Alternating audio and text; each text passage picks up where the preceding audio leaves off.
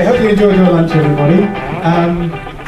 So what we're going to talk about a little bit about now, we're thinking of a debate to come up with for the mentors, and we all know that it's the news that drives the market, but it's the technicals that tell us when things are about to happen. So we just wanted to have a bit of a debate with the mentors as to whether they look at the news before they trade, or they give it any credence at all, or none whatsoever. So I'll give you my take in a moment. And start with Kevin. So what do you think? I have no idea how the news affects the trades, with one exception. No, so I do not look particularly at any events. I don't study the newspapers or whatever. To be honest, I'm rubbish at the technicals, at the fundamental stuff. The only one I know is the NFP, non-farm pay. Oh dear. So the non-farm payroll, if anybody's familiar with that, it happens on the first Friday of every month, and it's effectively the job totals in the USA, and that always affects the US dollar pairs and the US stock markets. 1:30 on a Friday. Every month. Every month. That's about the only thing I know about that sort of trading. And I don't tend to trade it. I have traded it, and it's a really bad idea. But I do tend to watch it. At 1:30 on a Friday, I put myself in the room and see what happens with it. Yeah, it's entertaining. The NFP this week was really good, and the market didn't do a lot till about an hour later, and then it went up, and then down again. Every time, yeah. So that's the only piece of news. I mean, even things like central bank announcements, you know, when even FedEx is going to say, oh, we're going to put rates up or not. I don't tend to bother with that. In my limited opinion, it's already factored in because they've already telegraphed that out to the market. So I don't bother with that stuff. Thanks.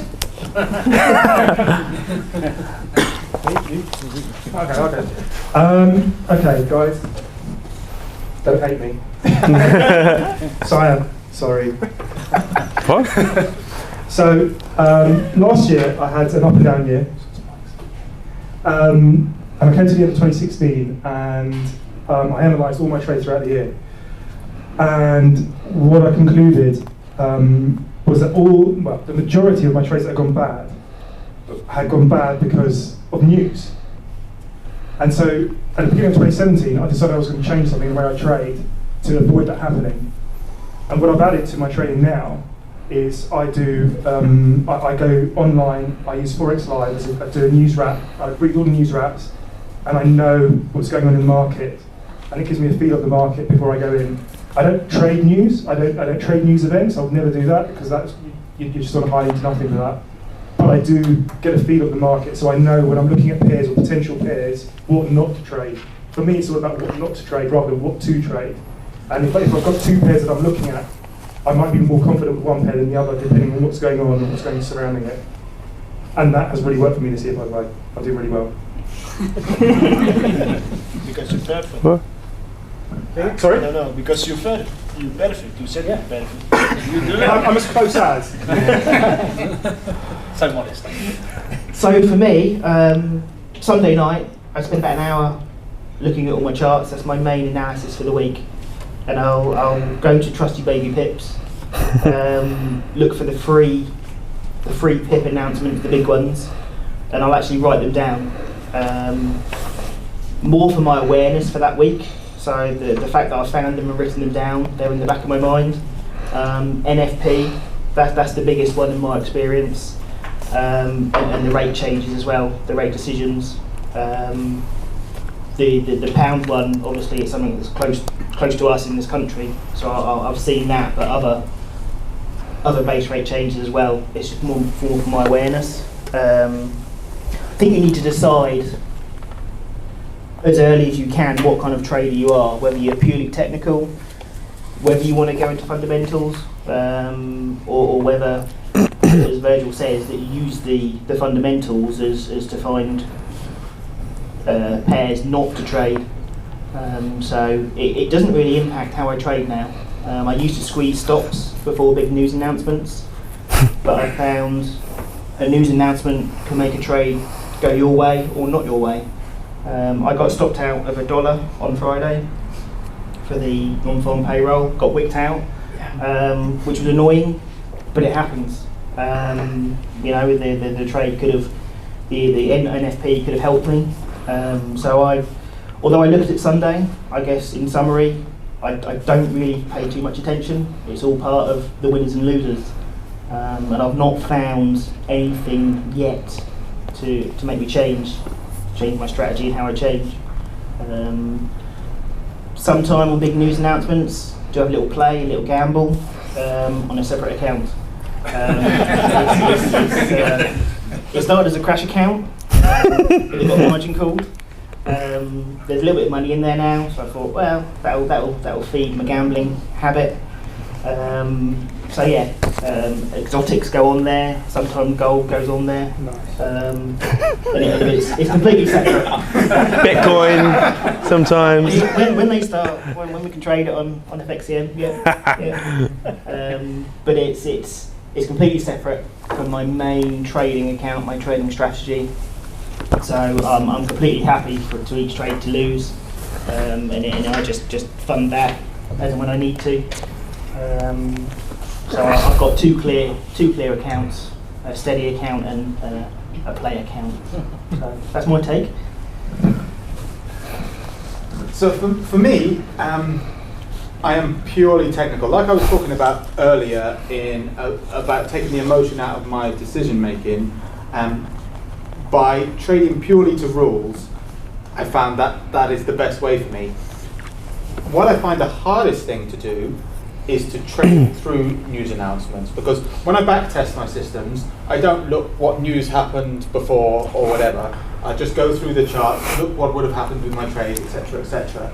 So now, if I see a really good signal, but say there's an election in a day or two, that's the only emotion there, and I have to force myself to just keep on taking my trades. Win or lose, for me, that's the easiest way, because again, it's taking the emotion out of it. I don't have to think about it. I know what to do, and for me, so I am purely technical, although because that's just what works for me. But I do know some fundamental traders, and I know that it works for some people. But just for me and my kind of personality, and that's what it's all about. We all have to trade our own personalities. That's what works for me. Just look for those signals and take them regardless. So, over to you, Siam. Cool. Your mic up. Can you hear me? Yeah. Oh, cool. For Matty recording, yeah. Oh, wherever he is. He's just buggered off. Yeah, so I put a few notes down here. They are roughly regarding this.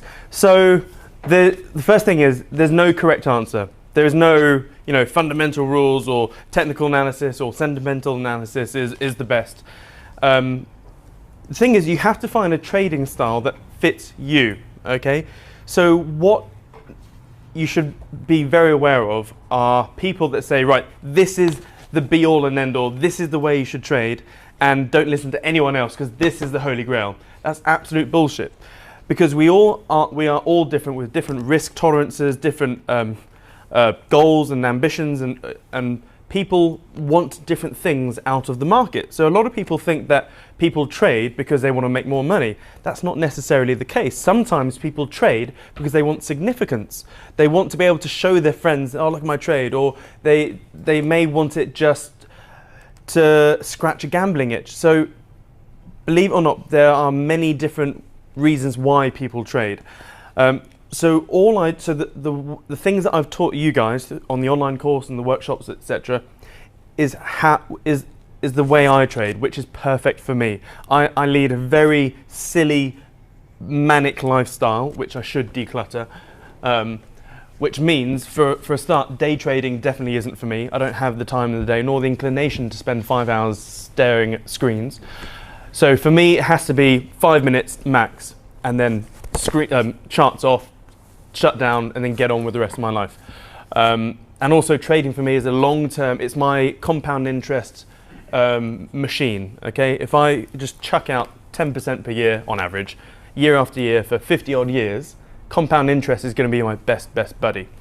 The Lambo works best for me just because how I am. So what I believe the realistic trader's role, my role, is to help you get a good enough knowledge of trading and understanding of the markets so that you will be able to mentally hack certain strategies. Because I promise you, you will get to the point where you'll be on holiday or in bed and you'll be thinking about the markets and you'll think, what if I did this, this and this? And after enough chart time, which you will eventually get after a few years, you can pretty much play out the market in your head and you'll be able to know if a potential strategy or system is profitable or not. And there's been so many times I thought, no, that wouldn't work because blah, blah, blah. But then there have been times I thought, I've got it. What an awesome strategy. I go and I test it in real time with, I should do it on a dummy account, but I hate dummy trading. I just normally open up a $2,000 account and run it on parallel across, my other accounts and see how it happens, how it goes. So eventually you'll know the market well enough to see what fits you best. Does that make sense? So I'm going all over the place here, but they're valid, I believe. Also, another reason why fundamental analysis screws people over is because people get into this thinking, okay, right, so the Bank of England did or said this, and so this has gone up here, blah, blah, blah. And so you end up always chasing history. Because one of the things I see a lot with new traders is massive spike, up or down, or it does this. And then the next few questions you'll hear for the next hour is, what a WTF, why did that do that? Why did it do this? It was supposed to go up when it went down, why? And then you yourself will spend the next 2 hours Googling, why did euro dollar crash today, 2017 or whatever? And that is the most useless use of your time ever. You don't need to know why stuff happened. It's irrelevant. It's in the past. So it's just it's a negative loop, so to speak, which has no positive outcome. Finding out why it happened, because the reason why something happened doesn't necessarily mean it's going to happen again. I mean, also the market interpretation changes all the time. All the time. Yeah. I mean, and old correlations are breaking down. So historically, when stocks go up, gold and silver go down, vice versa. Does that happen now? No, it's because everything's so intertwined. And the thing is, news is slow and imperfect when it comes to trading. So the news that you're Googling and trying to find out what the hell just happened, you're reading stuff from a journalist who doesn't have a Scooby about the markets, or a journalist that's heard something from a trader. That trader may be shit. And also,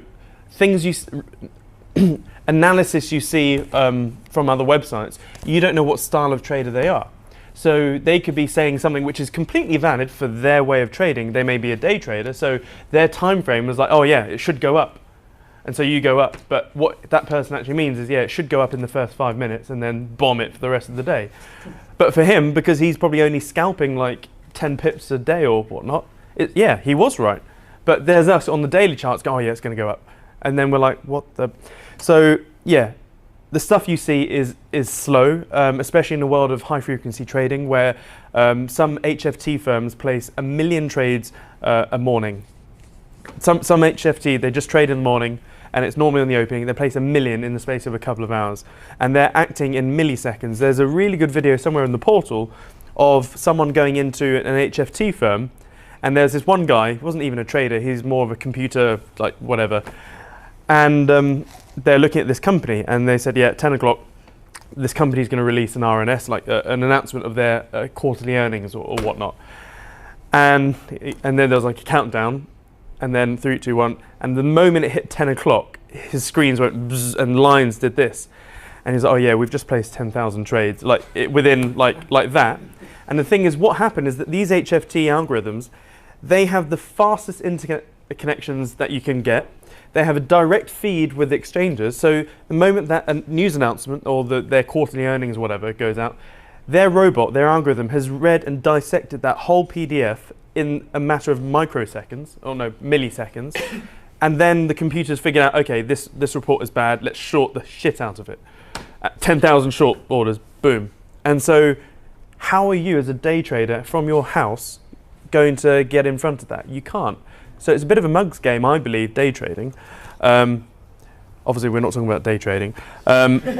Sorry. So yeah, and also news is imperfect as well, as I mentioned. Funnymentals or Phonymentals has always screwed me over in the past. So yes, I'm predominantly a technical trader, and there are times where I've gone, oh yeah, I know that this is happening or this event's happening and things should be shit, and so I've gone, yeah, I'm stepping aside, even though the technical analysis is saying no, you should do it, and so there's always a conflict, or there's sometimes a conflict, and I then try and be sensible. It's bearish sort of fundamentals going on here, so I'll step aside, and then what happens? The technical analysis was correct, and I've missed out on a huge runner.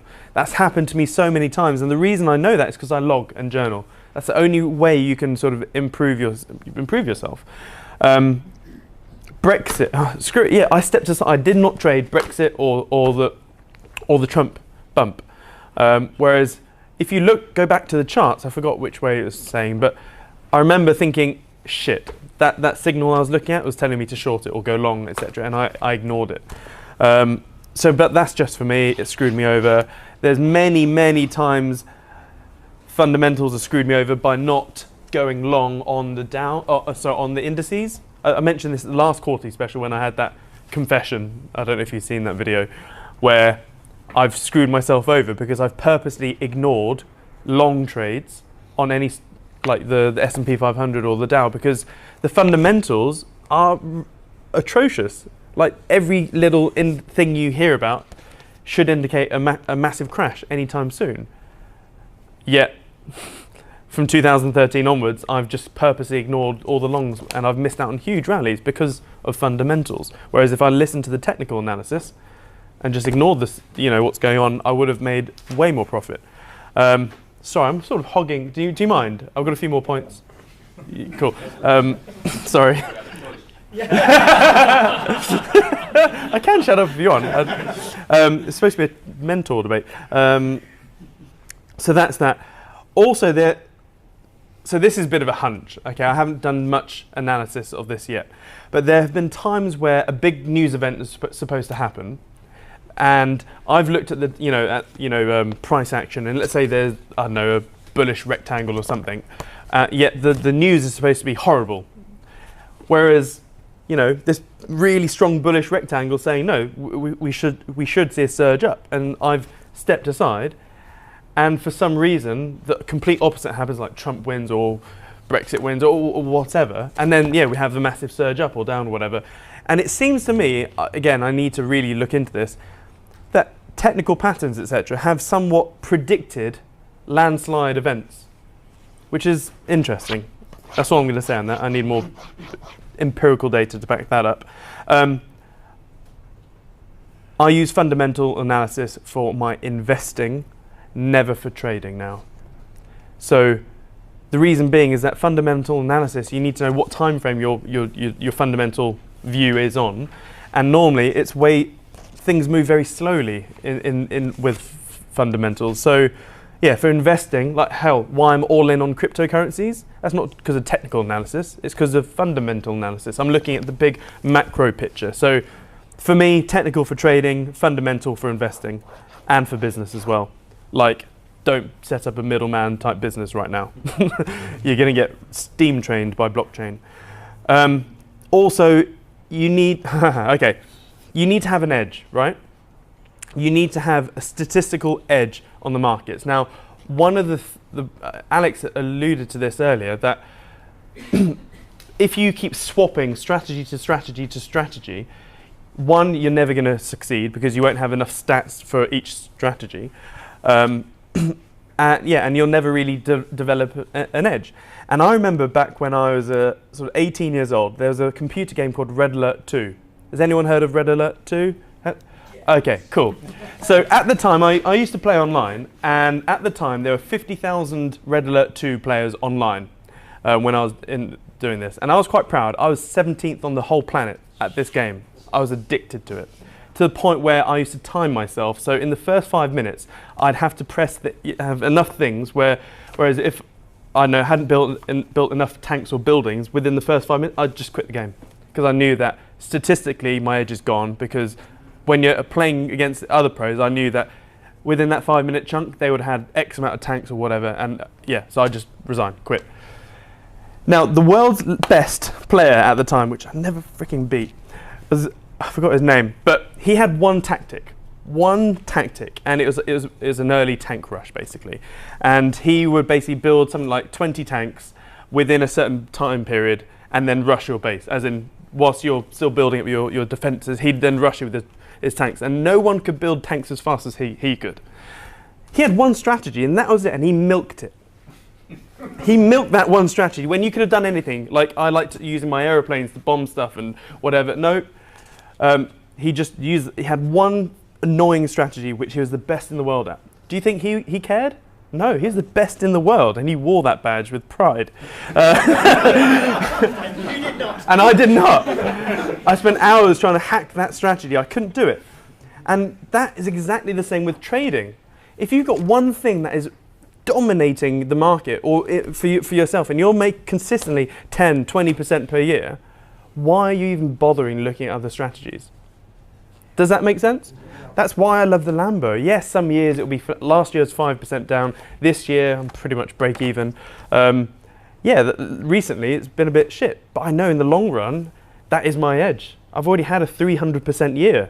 That's given me 30 years worth of profit already. So I'm not fussed. I'm sticking to my edge, just like that bastard with his tanks. So also fundamentals has way too many emotions caked into it. Like, whoever you're listening to, there's bound to be emotions caked into it. Whereas trade what you see. On the charts, there's no emotion in that. Well, obviously it's emotions in the eye of the beholder, like beauty, etc. So too many emotions for me. And also technical analysis is better for stats.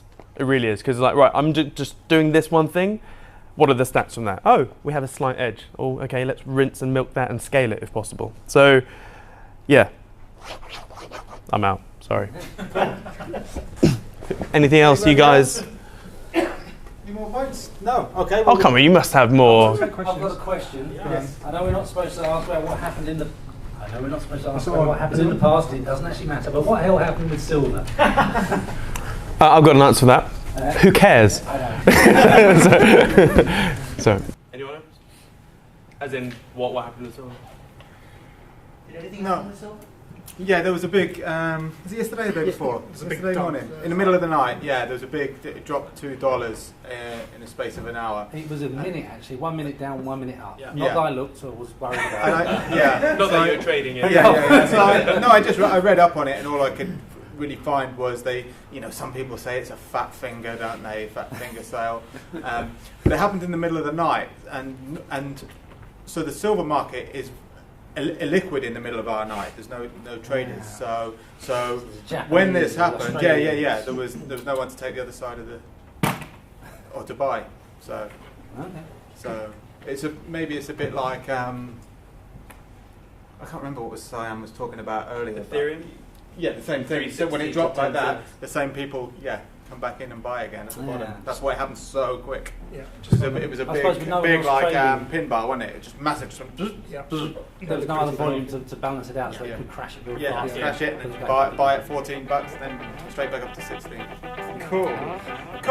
Okay, excellent. Thank you guys. Yeah, we're done. And we'll crack on with the thing. So thank you.